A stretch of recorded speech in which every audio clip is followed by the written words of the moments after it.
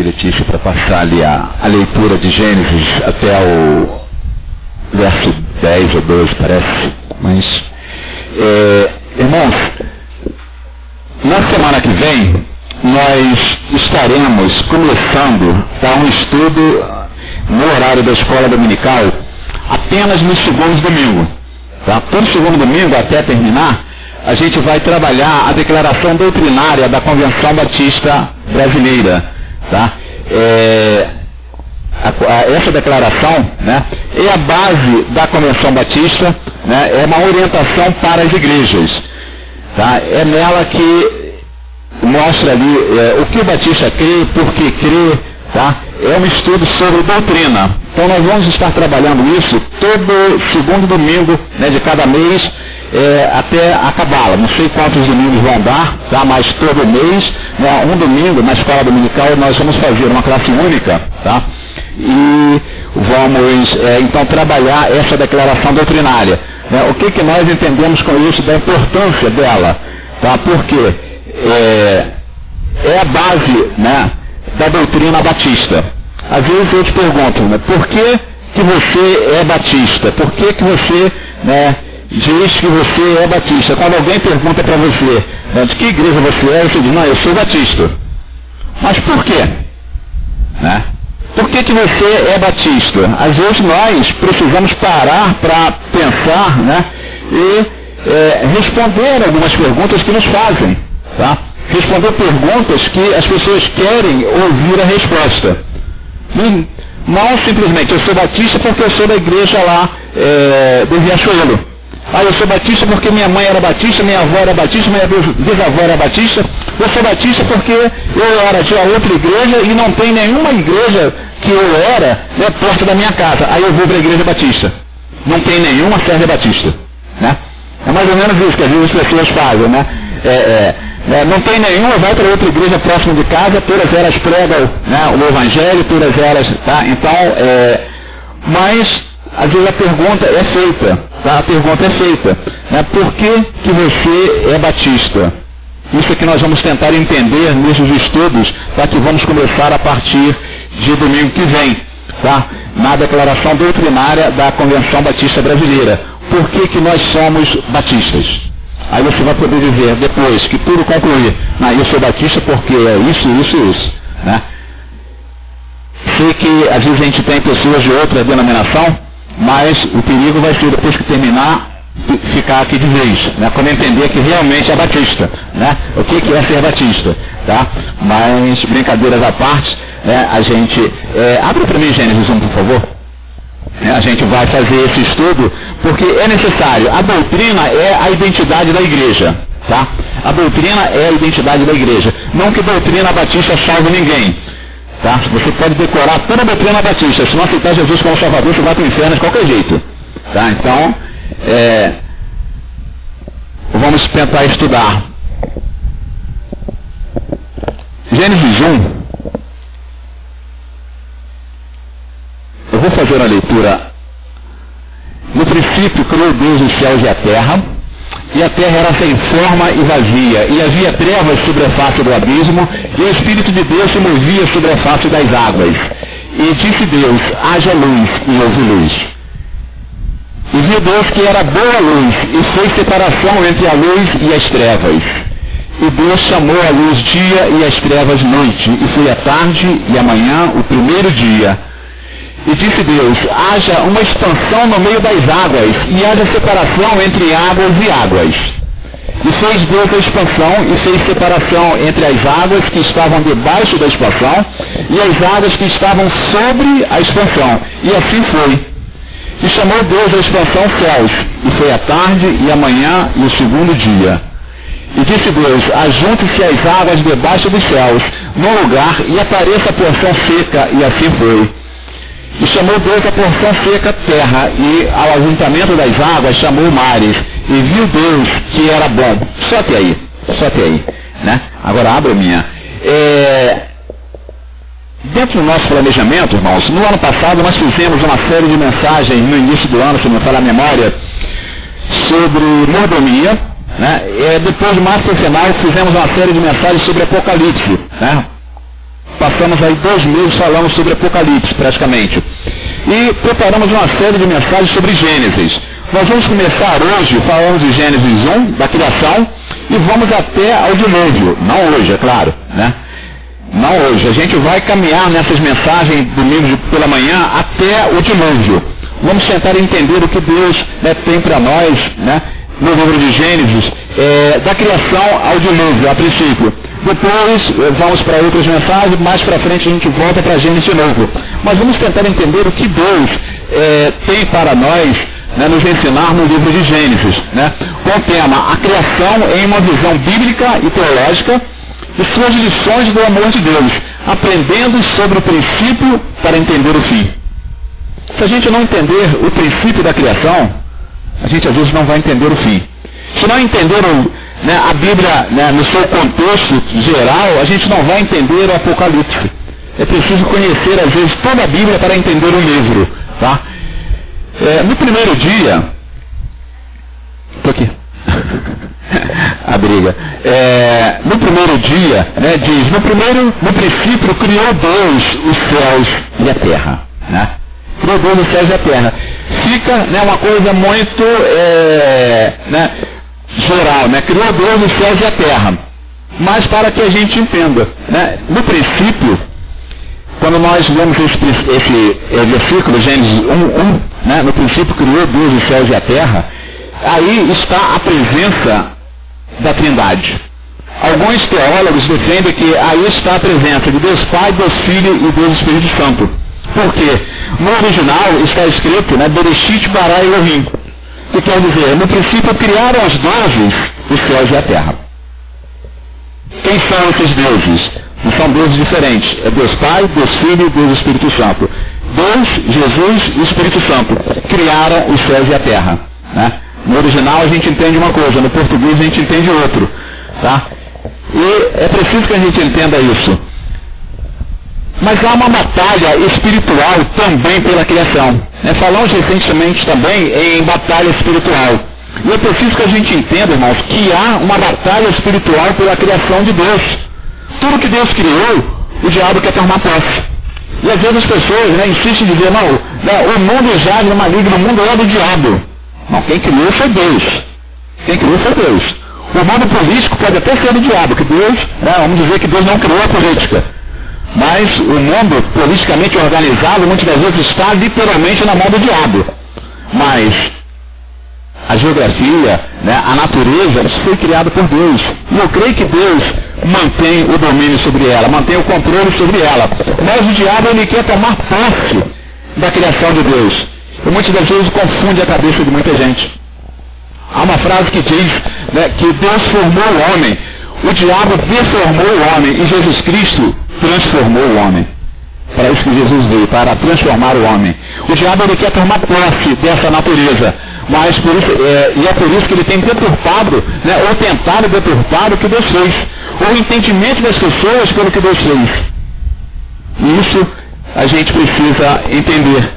Entendendo a criação e a ação de criar do Criador e de todas as coisas.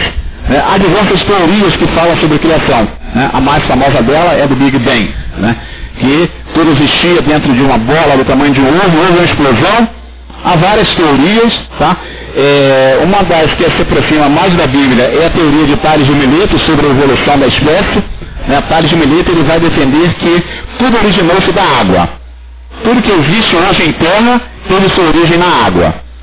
Né? Ele entendia que os animais eram todos, né, aquáticos e em determinado momento saía da água, vinha para a terra e passavam a viver um período na terra, voltavam para a água, depois vinha para a terra de novo e foram se acostumando, foram se adaptando à terra. E alguns se desenvolveram, criaram asas, criaram pelos, não se envolve muito com isso não, que isso é coisa de doido, né? Mas, né, eu gosto de Tales de Mileto, né, talvez os irmãos já tenham percebido, né, a familiaridade, tá? E quando a Bíblia diz lá, né, sobre a cidade de Mileto, né, ele era uma das pessoas mais famosas, não no tempo de Paulo, né, mas que a Bíblia se refere. A pré-existência de Cristo, ela se faz necessária para que a gente entenda isso também. né? Então vamos entender a pré-existência de Cristo e sua participação na criação em João e Gênesis, né? No princípio criou Deus os céus e a terra. João vai dizer que no princípio era o Verbo estava com Deus e o Verbo era Deus. Então Jesus Cristo, ele fez parte de toda essa criação. Ele era o Verbo, ele era Deus e estava com Deus. A Bíblia diz que tudo que foi feito por causa dele e por ele. Por isso que eu entendo que tudo isso é do nosso Deus. O diabo não tem nada disso. Ele quer se apoderar sim, mas pertence ao nosso Deus. Jesus, ele se encarnou para viver entre nós.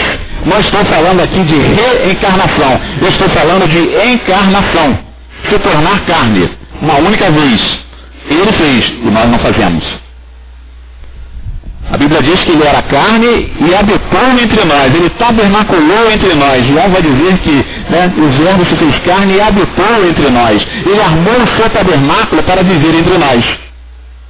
Aí é Deus se fazendo presente. Emmanuel, Deus conosco, né? O Criador enviou seu Filho para viver com a sua criatura e salvá-lo. Olha o amor de Deus aí, né? Ele cria a humanidade e envia Jesus Cristo para resgatar a humanidade que se havia perdido. É preciso que a gente entenda isso. A separação entre trevas e luz. Qual é a principal lição desse texto para mim? Tá? Diz o texto, a terra era sem forma e vazia. Qual é a lição que nós podemos tirar dele? Deus não deixou nada sem forma, irmãos. Ele não deixou a terra vazia. Deus não deixou nada sem forma. Deus quer dar uma forma à sua vida. Às vezes você diz, a minha vida está, né, parece que passou um caminhão em cima de mim, mas Deus quer dar uma forma a ela. Deus quer dar uma forma à sua vida. O verso 28 diz, e havia trevas sobre a face do abismo, porque Deus criou a luz. Que abismo é esse? Que abismo é esse? Né? Às vezes fica difícil a gente pegar um texto em português, ler e entender esse texto. No original, às vezes se faz mais fácil quando você consegue, né, fazer um estudo dentro da língua original da Bíblia. Mas diz a Bíblia que o Espírito Santo pairava, né, andava ali sobre as águas, sobre a face do abismo. Às vezes eu fico pensando nesse termo, né, e até me assusta um pouco, quando eu olho para as grandes navegações no passado, onde os marinheiros tinham medo, né, de se afastar da costa, temendo cair em um abismo. Será que é esse abismo?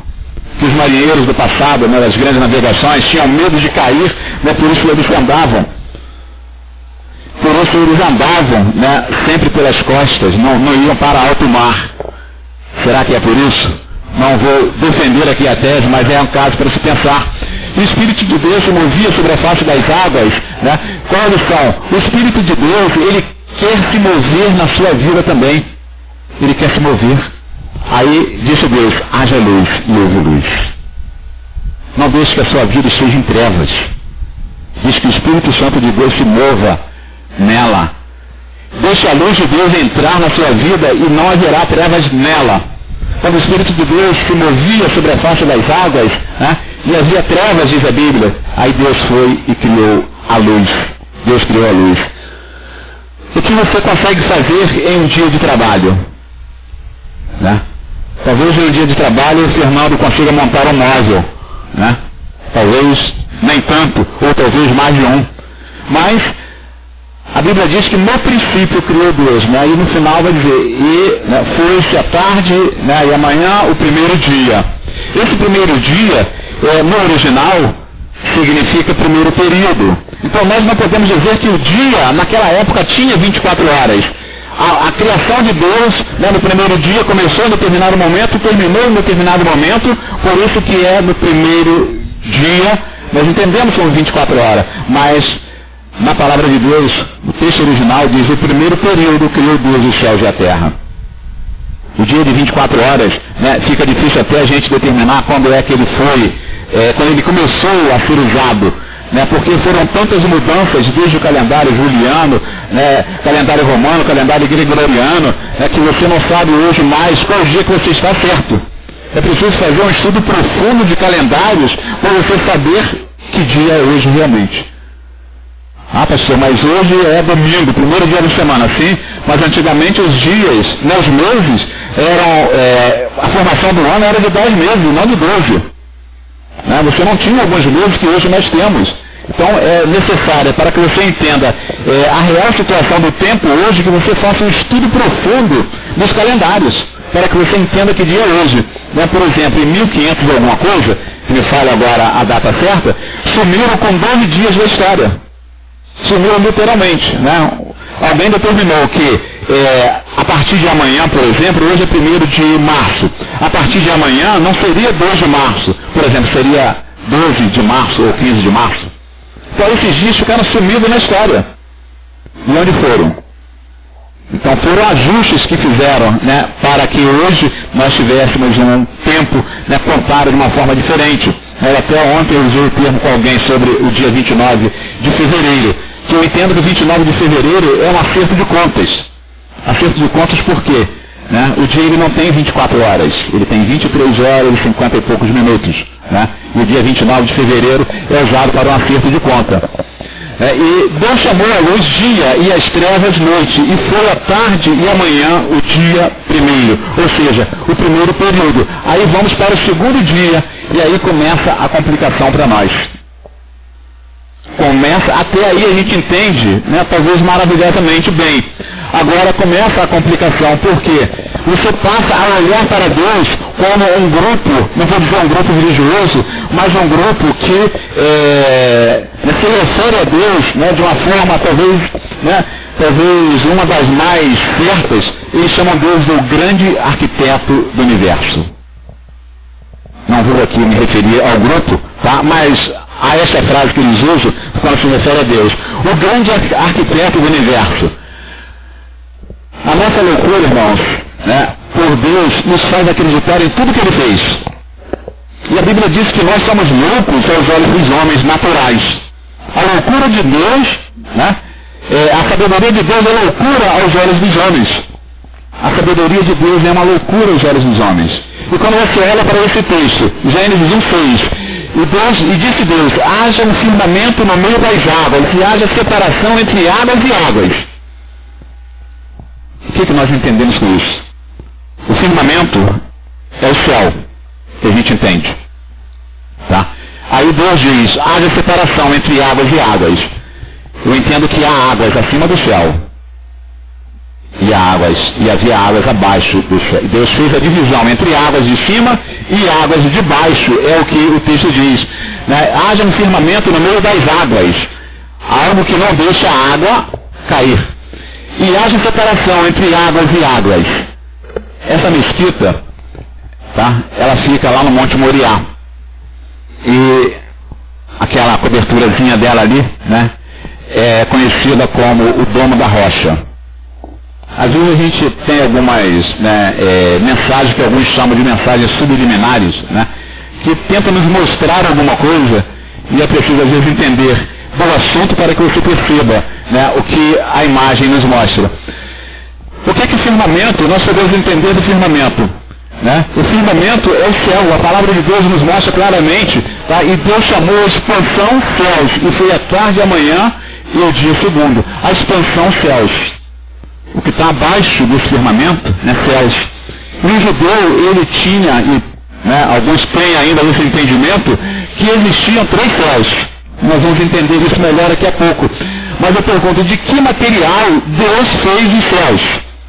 De que material Deus fez os céus? Você olha para cima e apenas vê uma claridade, né? Vou acabar derrubando isso. Você vê uma claridade, você vê algo que você diz, não, o céu, é o céu. Mas é para lá que você vai? É para lá que você vai? Para esse céu que você consegue ver? Não é. Com certeza não é. Você vai para um céu muito melhor. Até o presente momento, né, reclamo com revolta e amargura. Apesar dos meus gemidos, olha o que Jó diz. Apesar dos meus gemidos, a mão dele pesa forte sobre a minha vida. Ah, se eu soubesse onde poderia encontrá-lo, então me chegaria ao seu tribunal. E eu lhe apresentaria a minha causa, e a minha boca estaria repleta de argumentos. Eu considero uma expressão que muitos usam, né, a paciência de Jó. né, eu considero errado, porque Jó não era tão paciente, né, como a gente às vezes fala. Por que eu digo que Jó não era tão paciente? Porque Jó chegou em determinado momento onde ele diz, se eu soubesse onde poderia encontrá-lo, onde poderia encontrar Deus. Ele queria chegar diante do tribunal de Deus e fazer a sua defesa. Ele queria chegar diante de Deus e dizer, Senhor, eu sou justo e estou sofrendo por quê, Senhor? Ele queria entender isso. Aí Deus começa a questioná-lo, tá? Eu lhe apresentaria a minha causa e a minha boca estaria repleta de argumentos. Jó queria fazer a sua defesa. Jó queria advogar em causa própria diante de Deus. Aí, né, prossegue Eliú, isso aqui é um texto que diz Eliú, né, ou estendeste com ele os céus que estão firmes como espelho fundido. Né, é Jó falando. O livro de Jó diz que os céus foram feitos por Deus e é como um espelho fundido. Um espelho onde nada penetra, que nada passa. Para a gente entender, né, a dureza disso, né, eu lembro sempre que eu vou em alguns ambientes, né, eu primeiro começo a observar o ambiente, né, para ver se não tem nenhum suspeito. E tem uma loteria lá perto de casa que na frente, né, a gente entra na frente, está escrito assim, blindagem 3A. Blindagem 3A. O que significa blindagem 3A? Que não é qualquer arma que você vai atirar naquilo ali.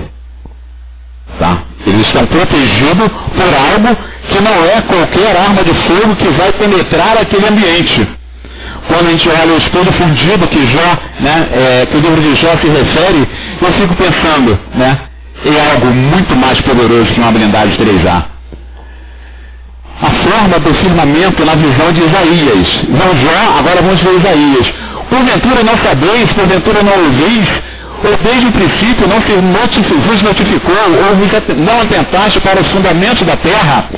Ele é o que está assentado sobre o círculo da terra, cujos moradores são para ele como gafanhotos, e ele é que estende os céus como cortina, e os desenrola como tenda, para neles habitar. Né? O que ele diz como círculo da terra?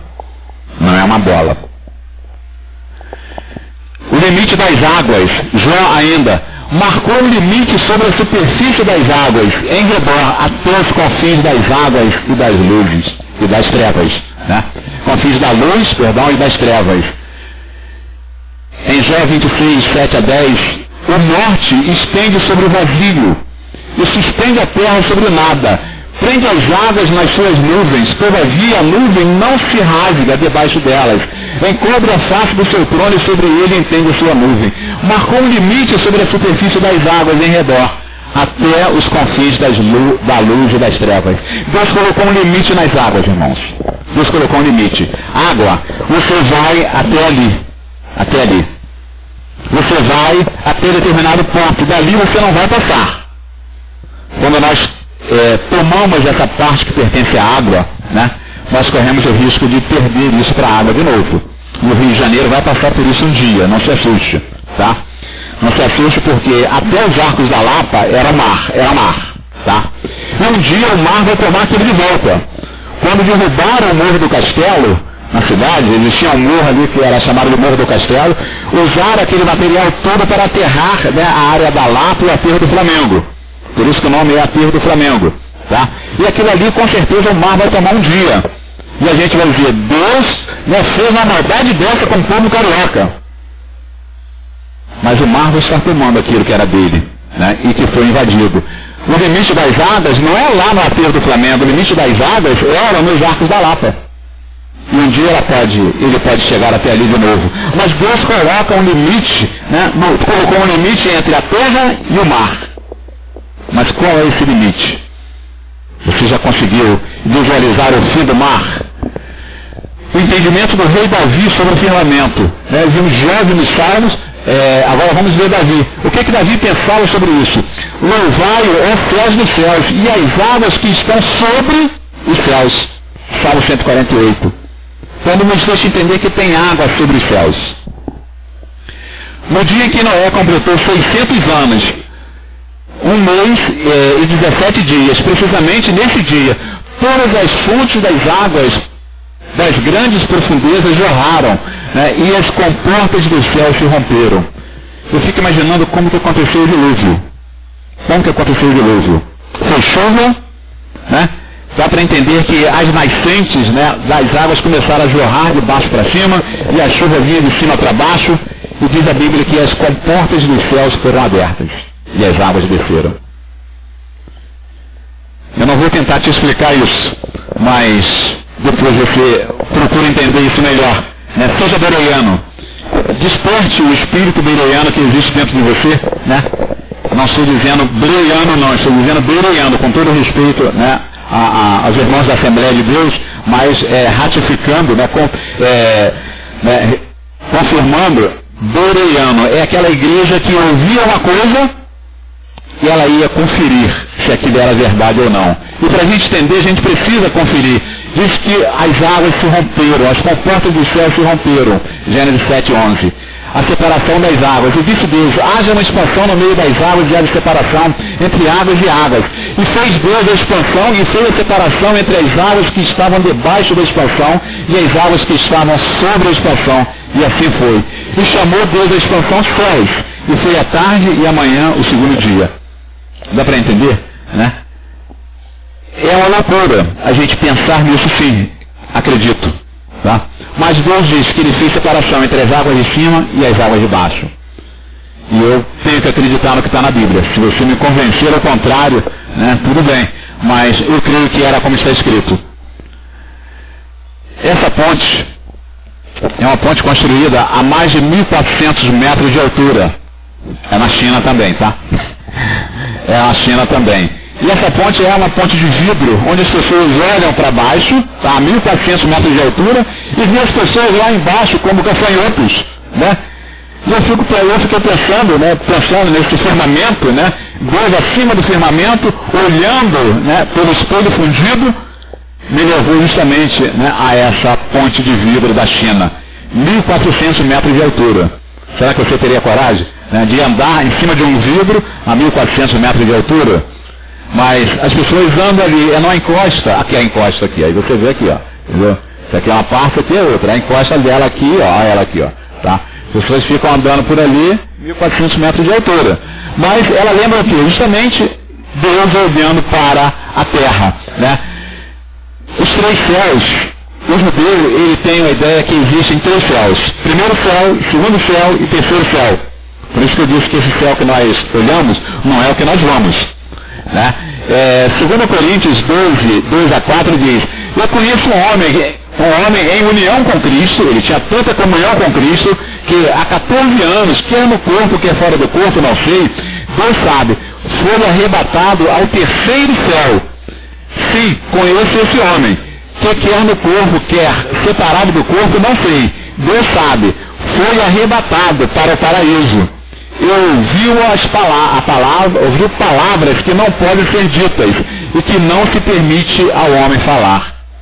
É Paulo falando, né? Conhece o homem que foi arrebatado ao terceiro céu. Terceiro céu. Existe o primeiro céu, o segundo céu e o terceiro céu. No primeiro céu é esse que nós conseguimos ver, as nuvens, né? Nuvens, sol, lua, estrelas. Esse é o primeiro céu. Por isso que o judeu fala, né, do terceiro céu. O segundo céu seria onde estão os planetas, né? As galáxias e outras coisas que não conseguimos ver. Esse é o segundo céu. No terceiro céu é onde está Deus, é a morada de Deus, o paraíso, que Paulo se refere ali. Com esse homem que foi para o paraíso e ouviu lá de Deus, né, coisas que não deve falar, porque não é a hora. Preparando para a criação do homem, o terceiro dia. Vamos até o quinto dia, irmãos. Não vamos. O terceiro dia, o cuidado de Deus para quem Ele ainda iria criar. Quando nós olhamos para o terceiro dia, eu vejo aí já o amor de Deus pela criação do homem. O cuidado que Deus teve conosco desde a criação e continua tendo. Ele tem o cuidado desde a criação porque já no terceiro dia, Ele já estava pensando no sexto dia.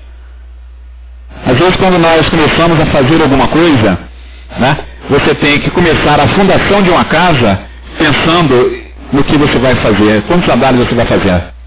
Você não pode fazer uma fundação para depois decidir quantos andares você vai colocar na estrutura. Você tem um cálculo estrutural. Você tem, né, um peso que aquilo vai suportar. O sobrepeso vai fazer aquela estrutura rachar e vai prejudicar a construção. Deus, então, no terceiro dia, ele já estava pensando no sexto. Por quê? No terceiro dia no terceiro dia da criação, Deus já estava pensando no sexto dia. Era necessário um lugar onde o homem pudesse colocar a planta dos seus pés. Imagina, tudo água. Mas Deus já estava pensando na criação do homem. Aí, João 13, 6, 7. Aproximou-se Simão Pedro e ele disse: Senhor, vai me lavar os pés? Respondeu-lhe Jesus: o que faço agora não podes compreender, todavia o compreenderá mais tarde. Às vezes, irmãos, Deus permite acontecer alguma coisa com você, que você não entende. E você começa a questionar Deus, e muitas das vezes você até se afasta da presença de Deus. Mas a Bíblia diz que as coisas acontecem conosco. E muitas das vezes a gente não entende naquele momento, mas vai entender talvez 1 ano, 2 anos, 10 anos depois. O que Deus fez você passar lá atrás foi para que você aprendesse alguma coisa. Gênesis 1, 9 e 10. E disse Deus: ajuntem-se as águas debaixo dos céus num lugar, e apareça a porção seca. E assim foi. E chamou Deus a porção seca terra, e ao ajuntamento das águas chamou mares. E viu Deus que era bom. Deus estava pensando na criação. Deus estava pensando no homem e na mulher. Já no terceiro dia. Deus estava pensando no homem e na mulher lá antes da criação, quando ele planejou, quando ele fez o plano de salvação para o homem. E eu falei na escola bíblica dominical que eu não concordo muito com o que falam que Deus sabia que o homem ia pecar, tá? Sim, Deus sabia porque ele é onisciente. Mas Deus deu ao homem o livre-arbítrio. Deus não criou o homem pecador. Deus deu ao homem o livre-arbítrio, mas ele já tinha o plano de salvação. Se o homem não pecar, maravilha, mas se o homem pecar, eu vou resgatá-lo. Deus pensou na sua criatura, antes mesmo de criá-la. O plano de salvação estava feito, era Jesus que iria salvar o homem. Por isso que no terceiro dia nós já vimos Deus preocupado com o sexto dia. Ele prepara o lugar onde o homem e a mulher vai colocar a planta dos seus pés. A preocupação de Deus com a sobrevivência e abençoando a criação. E disse Deus: produz a terra erva verde, que dê semente, árvore frutífera que dê frutos, segundo a sua espécie, cuja semente está nela, sobre a terra. E assim foi. E a terra produziu erva, dando semente conforme sua espécie, e árvore frutífera, cuja semente está nela, conforme sua espécie. E viu Deus que era bom. E foi a tarde e a manhã e o terceiro dia. Porque Deus abençoou a terra. Porque Deus abençoou a terra e disse para ela: terra, quando ele diz ali, produza, é a bênção de Deus sobre a terra. É como se Deus estivesse colocando a mão sobre a terra e diz: terra, produza isso, isso, isso. Eu te abençoo. Eu te abençoo. Quando Letícia nasceu, né, a gente estava lembrando disso recente, eu estava dentro da sala, né, o médico fazendo o parto e eu discutindo política com ele. Só que eu não sabia o partido dele, eu não podia contrariá-lo, né, porque petista, contrariá-lo é perigoso, não sabia se ele era petista. Né. E ele discutindo, conversando sobre política, ele abrindo lá, cortando lá a barriga da mulher e eu fotografando, né. E ele, quando tira ela, que segura pelos pezinhos, né? Talvez aquele pé ali, quando o Arthur nasceu, né, justamente foi um dos fatos, né, um dos quadros que me veio à mente, né? Quando o Arthur nasceu em casa, foi justamente esse quadro, né? Ele segura ela pelo pé, né, chora, e ele diz: seja feliz em nome de Jesus. Então, às vezes, né, a gente passa por um momento, como falei, e nós sabemos por que aquilo naquela hora. Por que aquilo naquela hora? Quando, né, já que eu falei no Arthur, né, quando o Arthur nasceu, ele nasceu em casa, e nós tivemos eu e meu filho que fazer o parto, né, literalmente. O bombeiro chegou menos de 2 minutos depois, mas nós tivemos que apará-lo, né? E ele, quando nasce, né, eu fiquei naquela expectativa, né, chorar ou não chorar. Mas eu sabia que tinha que chorar. Por quê? A vida me ensinou isso. Que chorar faz parte da vida, né? Chorar faz parte da vida. E né, quando ela expulsou, né, ele de dentro da barriga dela, né, que não foi parto, ela cuspiu o filho, ela cospe filho, ela não tem, né? E o Thales amparou a criança, eu peguei na mão dele, coloquei ele de cabeça para cima para limpar as narinas e de repentemente virei ele para baixo, né, rapidamente. Aí ele deu aquele primeiro choro, né, eu disse, graças a Deus, porque aí eu sabia que estava vivo, né, graças a Deus. Menos de 2 minutos depois o bombeiro chegou, cortou o corpo umbilical e levou para a maternidade. Mas nós não sabemos o que acontece conosco, porque acontece. Por isso que eu falei, né, Deus faz as coisas com você, te preparando muitas das vezes para lá na frente você passar por um momento e você não sabe por quê. Talvez você esteja hoje passando por algum momento difícil, mas lá na frente talvez vai ser um pior. E você vai passar por ele com mais facilidade. O que faço hoje, né, você não sabe, mas amanhã você vai entender. Porque Deus abençoou a terra. Ele queria colocar o homem, criar o homem, colocar o homem sobre a terra. Então era preciso que ele abençoasse a terra, que ela produzisse alimentos para que o homem tivesse o amor do Criador pela sua criatura. Por que Deus muitas das vezes abençoa algumas pessoas? Para que ele também possa abençoar outras pessoas. A mão do homem alterando o que Deus criou, a alteração da bênção. Às vezes, irmãos, nós transformamos bênçãos em maldição. Tem pessoas que são especialistas em transformar bênçãos em maldição.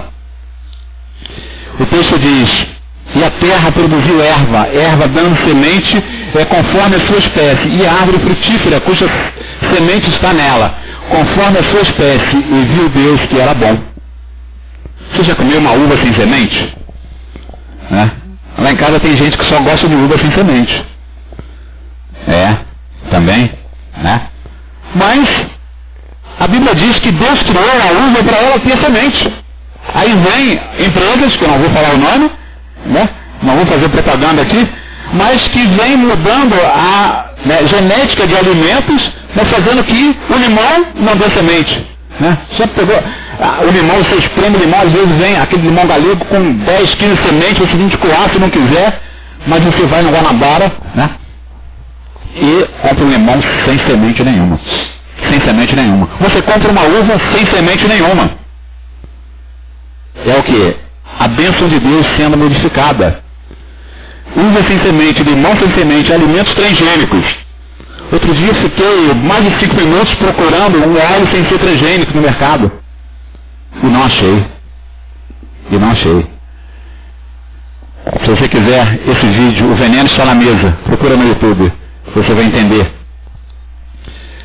Quarto dia. No quarto dia, Deus criou o sol, a lua e as estrelas. E disse Deus, haja luminares na expansão dos céus, para haver separação entre dia e noite, e seja eles para sinais e para tempos determinados, para dias e anos, e sejam para luminares da expansão dos céus, para iluminar a terra. E assim foi. E fez Deus os 2 grandes luminares, o luminar maior para governar o dia, e o luminar menor para governar a noite. E fez as estrelas. E Deus expôs na expansão dos céus para iluminar a terra, para governar o dia e a noite, e para fazer separação entre luz e trevas. E viu Deus que era bom. E assim foi o quarto dia. Tudo que Deus criou tem um propósito. A lua e as estrelas também. E o pescador sabe muito bem disso. O pescador entende muito bem de maré alta e maré baixa, porque ele entende muito bem de lua e estrela. Há uma relação muito forte, né, entre essas duas coisas. Mas Deus criou tudo isso, né, para governar, o sol para governar o dia, a lua para governar a noite, a estrela para muitas das vezes servir de direção para que as pessoas consigam chegar em algum lugar. Deus abençoou a sua criatura com a sua criação. O quinto dia, nós vamos falar no quinto dia hoje, Deus abençoando o homem antes da criação. Antes da criação, o homem foi abençoado. É bênção sobre bênção. Verso 20, né? E disse Deus, produz as águas cardumes de seres viventes, e voe as águas acima da terra, do firmamento dos céus. Criou, pois, Deus os monstros marinhos e todos os seres viventes que arrastavam, os quais as águas produziram abundantemente segundo as suas espécies, e toda a ave que voa, segundo a sua espécie. E viu Deus que isso era bom. Então Deus os abençoou, dizendo, frutificai e multiplicai, e enchei as águas dos mares, e multiplique-se as aves. Deus abençoou a sua criatura. Deus abençoa o homem também.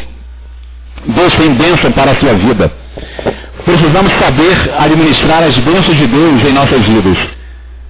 Às vezes nós invertemos as bênçãos, né? Não sabemos usar, aí passamos a usá-las contra nós. As bênçãos de Deus em nossas vidas, na maioria das vezes, são para sermos bênçãos na vida de outras pessoas.